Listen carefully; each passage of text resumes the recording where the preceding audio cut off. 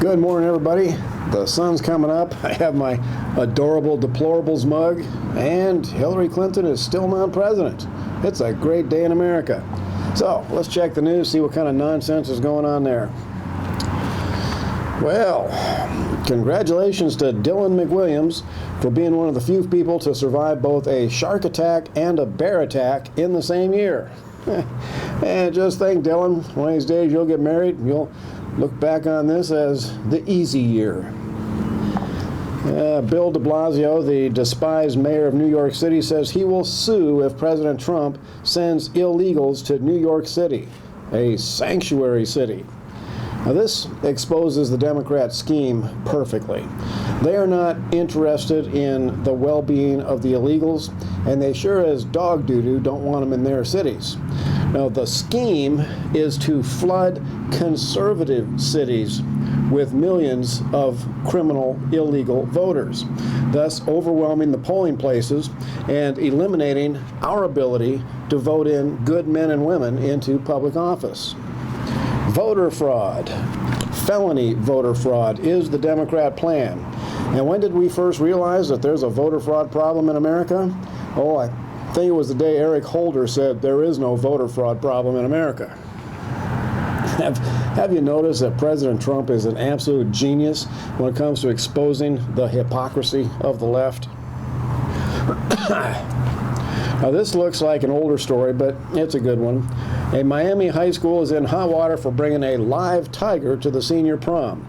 Sure, the tiger was in a cage, but where in the world would you be more likely to find a doofy teenager who thinks it might be fun to let the tiger out? That didn't happen, otherwise this would be a better story.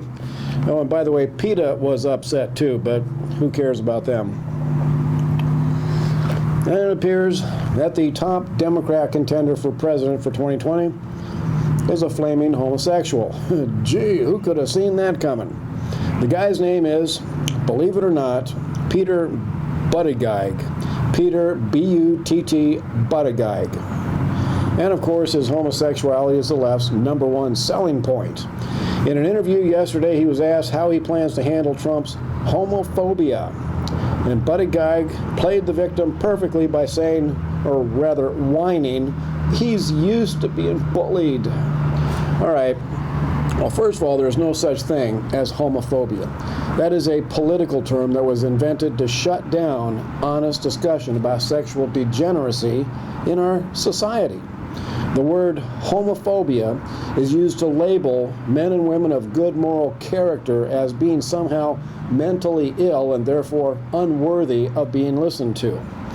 Well, you know who they are targeting with all this nonsense.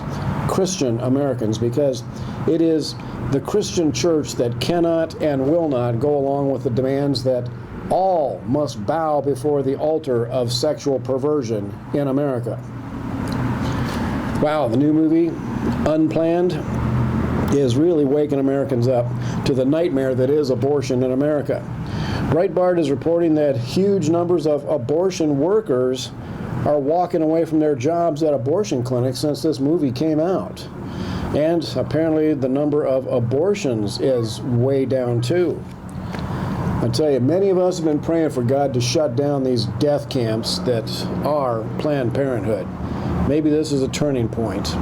And I encourage real Christian churches to be prepared to reach out to some of these people and give them help and guidance if they really truly want to get out of the murder business.